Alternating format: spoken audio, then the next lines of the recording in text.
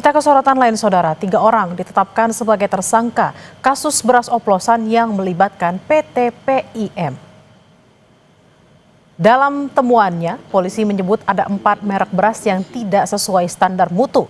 Polisi telah memeriksa 24 saksi dan juga sejumlah ahli untuk memastikan kualitas beras yang beredar.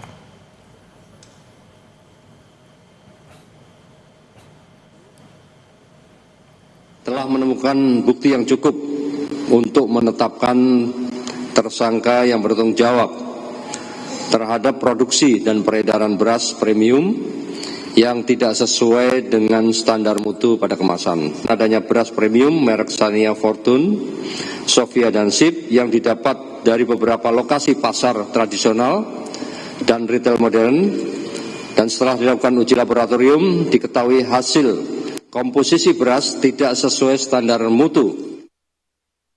Informasi terkini dari Mabes Polri akan disampaikan oleh jurnalis Kompas TV, Cindy Permadi, dan juru kamera Roy Ilman.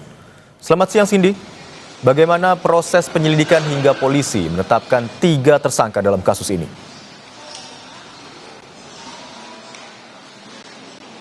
Iya, Imron, selamat siang. Dari hasil penyelidikan sudah ditemukan adanya dugaan tindak pidana. Ini menjadi alasan kenapa akhirnya polisi meningkatkan statusnya menjadi penyidikan, dan berakhir pada hari ini adalah rilis dari 3 orang tersangka yang merupakan pimpinan dari PT PIM. Yang tapi disebutkan ketiga tersangka ini tidak dilakukan penahanan. Ini juga sama dengan apa yang dilakukan oleh Polri terhadap 3 tersangka kasus yang sama tapi berbeda PT, yaitu PT FS pada beberapa hari sebelumnya tidak dilakukan penahanan dengan alasan para tersangka cukup kooperatif sehingga tidak dilakukan penahanan. Untuk 3 tersangka ini juga tadi malam informasinya sudah dilakukan pemeriksaan, mereka datang tepat waktu memberikan pernyataan sehingga memang tidak dilakukan penahanan. Modus operandinya sebenarnya adalah dengan memproduksi dan memperdagangkan beras yang tidak sesuai dengan SNI atau Standar Nasional Indonesia. Beberapa temuan dari polisi yang dirilis tadi misalnya adalah pertama, ditemukan baik itu dari pasar tradisional maupun dari retail modern, dan kemudian diuji dari hasil laboratorium tidak sesuai standar mutu yang diatur dalam peraturan Menteri Pertanian dan Kepala Bappenas. Nah, yang kedua, fakta yang kedua yang ditemukan polisi adalah bahwa meskipun sudah ada teguran tertulis, permintaan klarifikasi, tapi dari pihak direksi tidak ada upaya perbaikan signifikan terhadap temuan tersebut. Dan yang ketiga, kemudian ditemukan kalau sebenarnya di perusahaan itu ada dokumen instruksi kerja, ada dokumen untuk tes analisis quality control, proses produksi beras, pengendalian proses dan lain-lain, tapi pengendaliannya disebutkan tidak dilakukan dengan baik.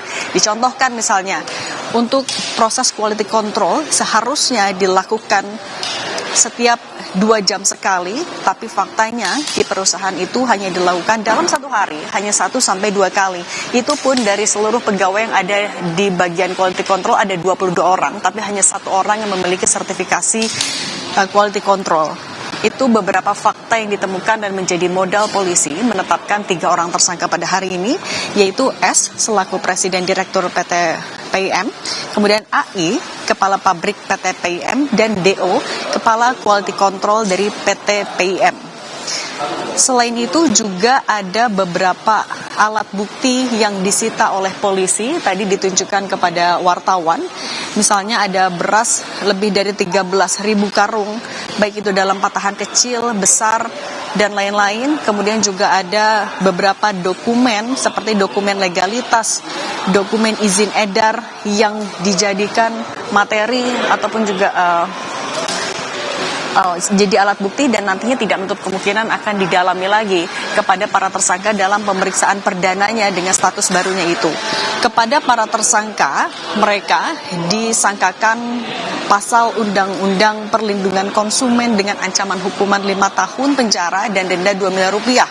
Selain itu ada pasal lain dari Undang-Undang TPPU dengan ancaman pidana hingga 20 tahun dan denda 10 miliar rupiah. Total dari polisi dalam mengungkap kasus ini sudah memeriksa 24 orang saksi.